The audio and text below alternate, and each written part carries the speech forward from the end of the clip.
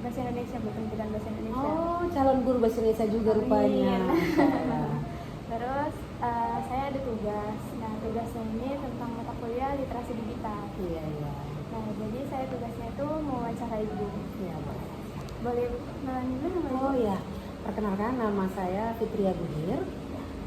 Tapi biasanya dikenal di lingkungan pendidikan di selama saya di Batam itu dipanggil Ibu Ica. Ya, jadi kalau Fitria Guhir itu nama administrasi ya. Iya. Saya guru bahasa Indonesia di sini. Itu kelas berapa? Kelas 7 dan kelas 9. Ya. Semua kelas jadi pegang ibu. Iya, seharusnya begitu karena guru bahasa Indonesia di sini kebetulan saya sendiri yang sarjana bahasa Indonesianya. Tapi karena kalau misalkan semua saya yang pegang berarti akan tabrakan, bentrok jamnya. Jadi kelas 8 itu dibantu dengan salah satu guru bahasa Inggris di sini. Baik, boleh langsung diwawancara aja Bu? Boleh, silakan. Baik, yang pertama itu bagaimana pemahaman ibu tentang literasi digital?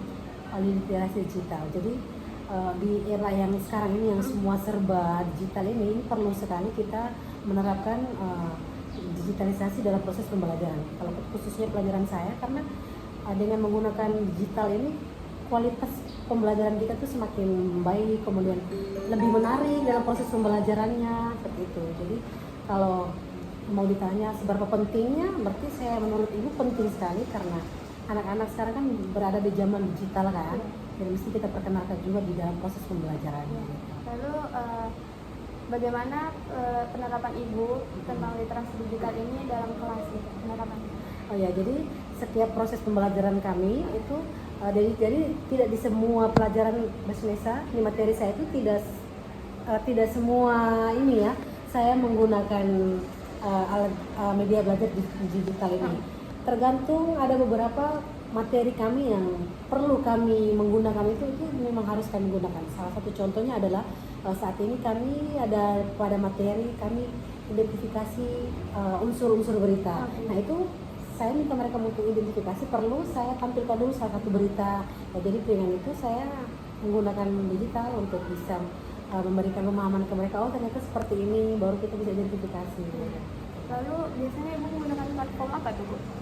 Kalau biasanya kami tuh langsung dari PMM ya. PMM itu banyak sekali media belajar yang digunakan di sana, disediakan di sana. Jadi kita bisa pilih juga, kemudian Canva juga sering kami gunakan juga di kelas begitu. Jadi yang tren sekarang aja yang kami pakai gitu. Lalu Ibu, bagaimana Ibu melihat pergeseran dari mode pembelajaran yang lalu hingga model pembelajaran sekarang dengan literasi digital ini?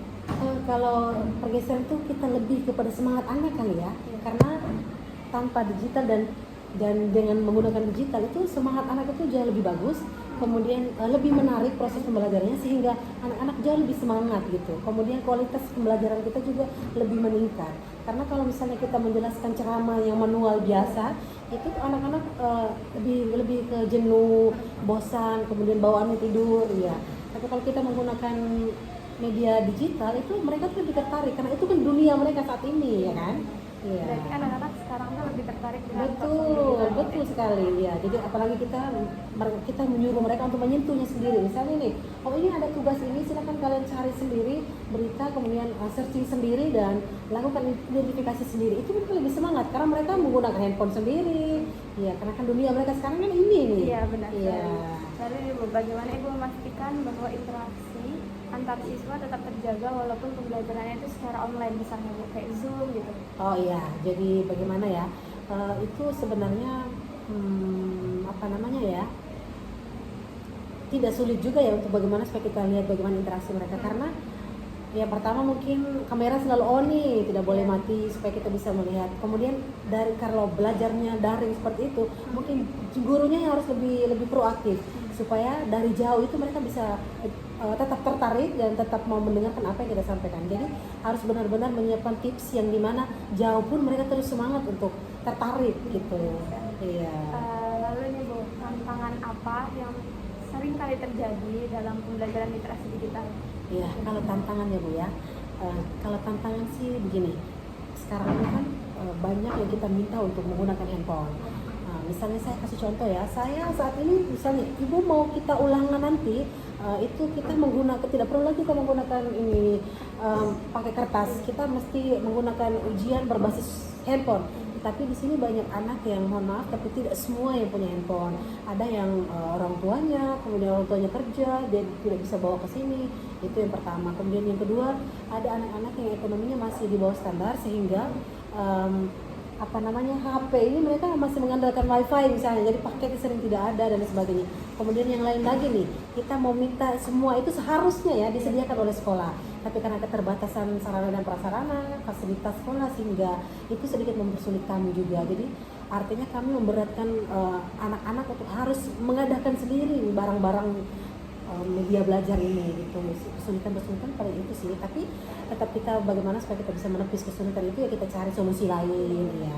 Lalu nih Bu, kan di sekolah ini sudah ada media-media pembelajaran tentang berbasis video nggak, kayak elektroniknya gitu, ada nggak di sini? Oh ada di sini, Chromebook disiapkan oleh sekolah yang setiap mata pelajaran apapun yang mau dibutuhkan boleh digunakan. Kemudian ada proyektor, ada fokus yang mau dibutuhkan boleh. Kemudian masih ada yang lain lagi tergantung kebutuhan kita gitu. Berarti sekolah sudah menyediakan ya. Kemudian dengan jaringan wifi juga disiapkan oleh sekolah juga jika kita butuhkan dalam proses pembelajarannya. Lalu nih Bu, bagaimana Ibu mengimplementasikan elemen kreatif dalam pembelajaran digital, membuat pembelajaran bahasa Indonesia itu lebih kreatif lagi? Ya. Jadi sebenarnya ini kita sekarang ini nih ya, kita memaksa anak untuk harus lebih kreatif, tapi kita guru dulu nih harus lebih kreatif gitu. Jadi mungkin materi-materi saya mungkin saya desain dengan metode-metode menarik. Kemudian coba nih kalau materi saya yang sesuai dengan yang kenyataan atau realita yang mereka alami, mungkin saya biasanya itu kaitkan dengan video-video terbaru yang ada di TikTok gitu. Jadi saya sinkronisasikan dengan materi saya, kemudian saya aplikasikan di dalam kelas supaya mereka juga ternyata terupdate nih apa yang kita belajar gitu loh, tidak tertinggal. Kemudian informasi yang juga saya sampaikan juga jangan sampai yang sudah berlalu yang anak-anak sendiri bingung apa ini ya. Jadi kita tuh menampilkan atau menyajikan sesuatu informasi yang terbaru dan terkini gitu sih. Terus nih bagaimana Ibu melakukan penilaian atau penerapan terhadap kemampuan siswa dalam konteks pembelajaran digital? Terus apa mode yang Ibu pakai, mode penilaian Ibu itu berubah atau tidak? Oh ya, jadi kalau penilaiannya itu biasanya kami lakukan tuh kalau pakai digital ya, itu biasanya kami lebih melihat keterampilan anak dalam penggunaan media digital tersebut. Jadi di sini kami lebih melihat kepada keterampilan mereka, bagaimana keterampilan mereka dalam penggunaan itu. Kemudian kalau untuk berubah nilainya sih tidak ya, karena dari apa yang mereka tampilkan dalam proses belajar itu yang akan menjadi bahan kami untuk menilai mereka gitu. Kemudian nanti kan biasanya kalau di dalam penilaian itu kan konsepnya ada 3 ya, ada selain keterampilan, afektif juga, sama kemampuan akademik mereka juga. Jadi dari ketiga itu kami satukan menjadi satu penilaian gitu. Itu berarti penilaian kreativitas mereka dalam penggunaan alat digital itu. Ibu kayak membuat satu kelompok gitu, terus membuat satu kanva gitu, membuat materi. Iya, jadi misalnya kita bentuk satu kelompok dulu nih, kemudian kita kasih materinya, kemudian suruh mereka desain sendiri. Contohnya baru kemarin itu kami saya minta anak kelas 9 untuk mereka membuat sebuah makalah yang tentang penggunaan media sosial terhadap remaja. Ada satu di kubu pro dan ada satu di kubu kontra. Jadi saya minta mereka untuk bentuk kelompok, kemudian mereka membuat makalah itu dengan menggunakan Canva. Kemudian mereka selain mereka mengisi isi materi makalahnya yang sesuai, saya juga minta mereka untuk sekreatif mungkin untuk bisa mendesain makalah itu secantik mungkin gitu loh. Iya, dengan menggunakan aplikasi Canva itu. Dan alhamdulillah kemarin sudah selesai proses presentasinya, dan selain isinya yang saya nilai, saya melihat kreativitas mereka dalam membuat itu juga. Iya, penggunaan Canva ini bagaimana sih, semaksimal apa, dan ternyata mereka sehebat itu sih, malah lebih hebat daripada saya. Iya, desain mereka, kemudian frame-frame yang mereka pilih untuk di setiap kerangka makalah itu memang keren banget sih. Itu anak kelas 9 ya, tapi untuk kelas 7 itu belum sampai ke sana. Iya. Masih awal, masih dasar. Iya, mereka butuh penyesuaian dulu ya. Lalu nih Bu, kan perubahan signifikan yang Ibu lakukan pada kurikulum bahasa Indonesia untuk menyesuaikan pembelajaran berbasis digital ini seperti apa? Perubahan yang sangat signifikan ini sebenarnya kalau mau perubahan sih sebenarnya tidak ya. Apapun kurikulum yang kita gunakan sebenarnya itu hanya perubahan nomenklaturnya aja, diganti kurikulum nih. Cuman metodenya itu saya pikir tidak jauh berubah dengan metode sebelumnya. Ya, cuman bedanya adalah di era digitalisasi ini kita mesti memanfaatkan itu. Ya gitu aja sih. Tetapi kalau sebelumnya itu kan kurikulum yang dulu itu kan tidak harus menuntut kita harus lebih kreatif, kita harus melek teknologi dan lain sebagainya. Tapi sekarang ini memang kita di guru dituntut harus itu semua kan. Jadi mungkin perubahannya kita mungkin lebih menguasai lagi bagaimana platform-platform yang mungkin lebih membuat proses pembelajaran lebih menarik, kemudian kualitas proses pembelajaran juga mungkin harus kita tingkatkan dan itu aja sih sebenarnya. Terus Bu, menurut Ibu bagaimana masa depan pembelajaran bahasa Indonesia ini akan terlihat dengan meyakinkan perkembangan teknologi, dan apa harapan Ibu untuk siswa-siswa di sini untuk pembelajaran berbasis digital ini? Ya, jadi jujur saja ya, meskipun kita berbasis digital ini, tapi sungguhnya kita untuk pelajaran bahasa Indonesia ya itu tuh masih jauh daripada harapan saya, karena materi di kelas 9 yang seharusnya mereka sudah pernah belajar di kelas 7, bahkan sudah di SD sekalipun, itu pun masih jauh dari pemahaman. Sehingga kita kalau misalnya hanya mengandalkan kreativitas mereka dalam penggunaan digitalisasi aja, itu saya pikir sangat kurang. Jadi metode ceramah yang tadinya orang bilang sebenarnya guru ini semua fasilitator aja, kita hanya menyampaikan poin-poinnya, kemudian nanti anak yang mengembangkan sendiri. Itu saya pikir untuk anak-anak sekarang ini metode itu tidak bisa kita pakai. Metode ceramah ini mesti kita terapkan terus, karena kalau tanpa kita menjelaskan, kita hanya memberikan ini nih arahannya harus seperti ini, itu saya pikir kurang sekali. Karena sejauh selama saya menjadi guru, itu pemahaman anak-anak tentang bahasa Indonesia yang tadinya mereka pikir bahasa Indonesia itu kan bahasa kita seharusnya gampang ya, tapi itu sulit sekali bagi mereka karena bahasa itu tidak semudah yang kita pikirkan. Iya, jadi anak-anak itu tuh kalau kita hanya menyajikan ini kerjakan ini tanpa kita menjelaskan, itu mereka susah sekali untuk memahami. Jadi harapan saya sebagai guru bahasa Indonesia ini bagaimana supaya mereka bisa mengaplikasikan apa yang sudah kita sampaikan, kemudian kalaupun dengan manual ini mereka susah untuk pahami dan mereka lebih kepada, karena metode belajar anak ini kan beda-beda nih. Ya ada yang kinestetik, ada yang mesti visual, ya yang visual ini, audio visual itulah yang membutuhkan digitalisasi ini. Nah, tapi tidak semua anak pada posisi metode belajar yang sama. Ya, sehingga semua penerapan atau metode kita sebagai seorang guru ini semua harus kita aplikasikan. Jadi digitalisasi berjalan, manualnya berjalan, ceramahnya berjalan, itu jadi semua itu harus diiringi semua gitu. Jadi harapannya mudah-mudahan dengan metode belajar mereka yang beda-beda ini mereka bisa memahami dengan konsep mereka sendiri. Oh, saya tanpa dijelaskan, saya cukup menonton aja saya paham. Maksud kita tuh benar-benar dipahami gitu loh. Itu sih harapan kita sebagai guru bahasa Indonesia ya, saya pribadi sebagai guru bahasa Indonesia ya, karena saya melihat kemampuan anak secara keseluruhan di SMP 60 ini untuk paham betul dengan bahasa Indonesia itu bisa dihitung dengan jari, dan itu berada di kelas 9. Itu ada anak yang memang dia sekali kita jelaskan itu dia langsung paham, dan ada juga yang tanpa kita jelaskan dia tinggal instruksikan, silakan buka di halaman ini, baca kegiatan sekian-sekian, kemudian coba baca perintah kegiatan situ, apa yang kamu kerjakan, itu tanpa kita jelaskan, itu langsung dia kerjakan.